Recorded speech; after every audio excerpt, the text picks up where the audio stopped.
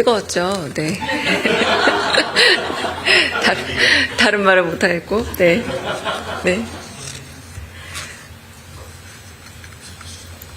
강유정 수석 대변인입니다. 이탈리아 국빈 방문 의정 관련해서 브리핑하고 오후 일정에 관련해서도 예고 브리핑 같이 하겠습니다. 강유정 수석 대변인입니다. 이재명 대통령이 이탈리아 국빈 방문과 관련해서 의전을 포함한 몇 가지 사안 브리핑하겠습니다. 이탈리아 측은 이번 방문이 대한민국 대통령으로서 26년 만의 국빈 방문이자 이재명 대통령의 첫 유럽 국빈 방문임을 감안해서 이 대통령을 특별 예우하는 의전 요소들을 마련했다고 알려왔습니다. 먼저 어제 이 대통령이 탑승한 공군 1호기가 이탈리아 영공에 진입했을 때 이탈리아 측은 공군이 보유한 유로파이터 2대를 각각 좌우 양옆에서 호위 비행하게 하며 각별한 예우를 드러냈습니다. 이에 대해 이 대통령은 SNS를 통해 이재명에 대한 예우가 아니라 대한민국 그리고 대한국민에 대한 예우라고 평가하며 최고의 민주주의 국가, 최대로 효율적인 나라, 세계적인 문화 국가에 대한 그리고 그런 나라를 만든 위대한 대한국민에 대한 존중이라 생각한다며 이탈리아 측에 감사를 전했습니다. 오늘 저녁 열리는 국빈 만찬에서 마타렐라 이탈리아 대통령은 이재명 대통령에게 외국 정상에 대한 최고 등급의 훈장인 이탈리아 공화국 기사 대십자 공로 훈장을 수여합니다. 이는 한국과 이탈리아의 우호 관계를 증진시킨 이 대통령의 기여를 평가하고 최고 수준의 예우를 표명한다는 의미를 갖고 있습니다. 이번 훈장은 이재명 대통령이 취임 후 외국 정부로부터 받는 최초의 훈장입니다. 한편 오늘 저녁 열릴 국빈 만찬에서 이탈리아 측은 우리 측 정부 인사들 외에 경제 인사들을 초청해 이번 방문이 양국 간 경제 협력 강화로 이어질 수 있는 계기를 마련했습니다. 참석자들은 류진 한국경제인협회 회장, 이재용 삼성전자 회장, 구자은 LS그룹 회장, 조현준 효성그룹 회장 등 총 13명입니다. 이들은 내일 열리는 한국-이탈리아 비즈니스 라운드 테이블에도 참석해 구체적인 양국 경제협력 방안을 논의할 예정입니다. 경제인들 외에도 이탈리아 밀라노 라스칼라 오페라 극장의 정명훈 음악감독, 마우로 포르치니 삼성전자 최고 디자인 책임자, 패션 인플루언서인 밀라논나 등 문화예술계 인사들도 이번 국빈 만찬에 초대됐습니다. 양국 간 협력과 우애가 경제, 문화, 예술 등 전 분야에 걸쳐 확산되길 기대합니다. 멜로니 이탈리아 총리와의 공식 회담은 내일 개최됩니다. 이번 만남은 이재명 대통령과 멜로니 총리의 세 번째 공식 회담입니다. 이탈리아 측은 공식 회담에 앞서 별도의 환영식을 개최하고 오찬 회담을 실시하는 등 각별한 예우를 다할 예정입니다. 이상입니다. 두 번째 브리핑 하겠습니다. 이탈리아 현지에서 열리게 될 화상 대수보 회의 관련해서 브리핑하겠습니다. 이재명 대통령은 오늘 14일 이탈리아 현지 시각으로 낮 2시, 한국 시각으로는 밤 9시에 화상으로 수석 보좌관 회의를 주재합니다. 순방 기간 중 국정 운영의 공백을 없애기 위해 이탈리아 현지에서 직접 수석 보좌관 회의를 주재하고 주요 국정 현안에 대해 보고받을 예정입니다. 이번 대수보 회의 안건은 정무수석실이 마련한 선관위 국정조사 및 제도 개선 추진 계획과 민정수석실이 준비한 투표용지 부족 사태 관련 검경 합동수사본부 발족 및 상황, 경제성장수석실이 마련한 외환금융시장 동향 및 물가 관련 대책 순으로 보고와 논의를 거칠 예정입니다. 아울러 이 대통령은 통상 목요일에 개최되는 대수보 회의도 귀국 다음 날인 6월 19일 금요일에 소집했습니다.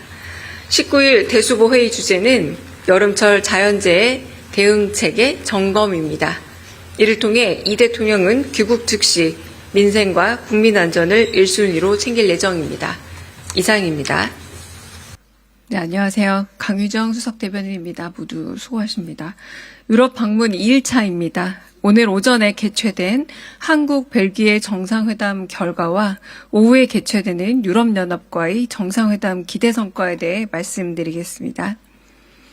이재명 대통령은 오늘 오전 벨기에 브뤼셀에서 바트 드 웨브흐 총리와 정상회담을 갖고 올해 수교 125주년을 맞이한 양국 간 관계 발전 방안과 주요 지역 국제 정세 등에 대해 논의했습니다. 이 대통령은 취임 후 첫 유럽 순방에서 올해 양국 수교 125주년을 맞이하는 벨기에를 방문하게 된 점을 뜻깊게 생각한다고 전했습니다. 드 웨브 총리는 한 세기가 넘는 양국 간 우정을 기념하는 올해 대한민국 대통령을 벨기에에 모시게 된 것을 매우 기쁘게 생각한다고 답했습니다.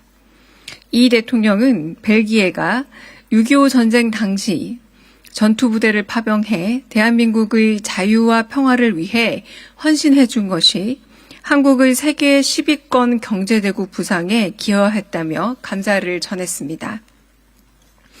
드 웨브흐 총리는 양국 간 역사적 유대가 양국 관계의 든든한 기반으로 자리 잡고 있다면서 벨기에가 유엔사 회원국으로서 앞으로도 한반도의 평화와 안정을 위해 지속 기여해 나가겠다고 대답했습니다. 양 정상은 올해로 발표 15년 차를 맞는 한 EU FTA를 토대로 양국이 견고한 경제, 통상, 협력 관계를 구축하고 있는 점을 평가하고 특히 배터리, 소재, 에너지 분야에서 양국 기업 간 투자가 지속 확대되어 향후 전략산업 중심으로도 협력이 확대되도록 관심을 갖고 지원해 나가기로 했습니다. 양측은 이번 방한 계기로 체결되는 중소기업 및 스타트업 발전 협력에 관한 양해각서를 통해 양국 중소기업 간 소통과 협력을 강화하고 양국이 중소기업의 상호 해외 진출 거점으로 역할하며 동반성장할 수 있도록 함께 노력해 나가기로 했습니다.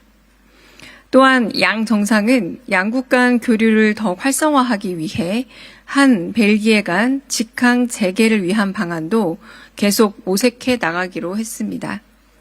이 대통령은 벨기에에 위치한 세계 최고 수준의 반도체 연구기관인 아이맥에 120여명의 한국인 연구진들이 벨기에 등 유수 연구진들과 나노 반도체 분야에서 협력하고 있음을 언급하며 아이맥을 통한 양국 간 연구 협력이 지속 확대되어 미래 반도체 기술 발전에 따른 혜택을 함께 누릴 수 있기를 희망한다 했습니다. 드 웨브 총리는 세계적인 반도체 기업을 둔 한국과의 협력은 벨기에에도 유익한 일이라고 하면서 해당 분야에서 양국 간 협력이 강화되도록 관심을 갖겠다 대답했습니다.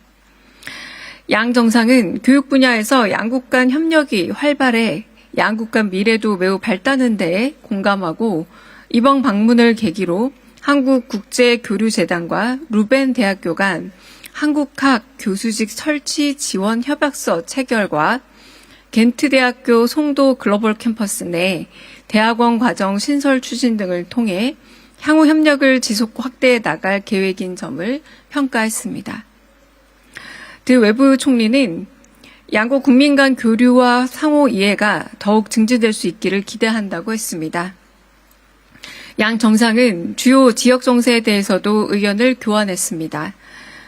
양 정상은 유럽과 아시아의 안보가 긴밀히 연결되어 있으며 한반도의 평화가 지역을 넘어 국제사회의 안정과 번영에 기여한다는 점에 인식을 같이 했습니다.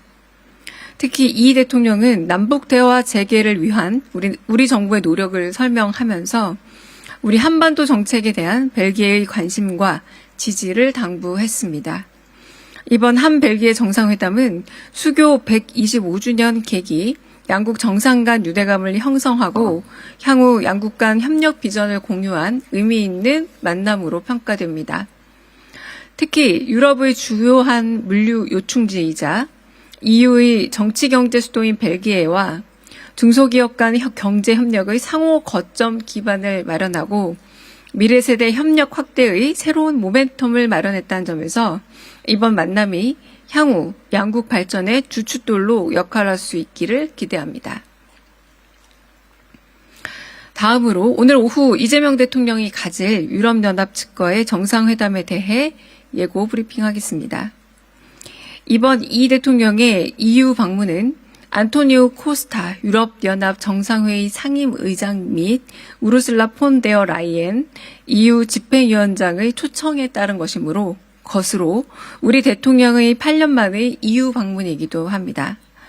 한 EU 정상회담에서 양측 정상은 안보 방위, 경제 통상, 기후 재생에너지, 디지털 첨단과학 기술 등 양자 협력뿐만 아니라 한반도, 중동 등 주요 지역 및 글로벌 현안에 대해서도 심도 있게 논의할 예정입니다.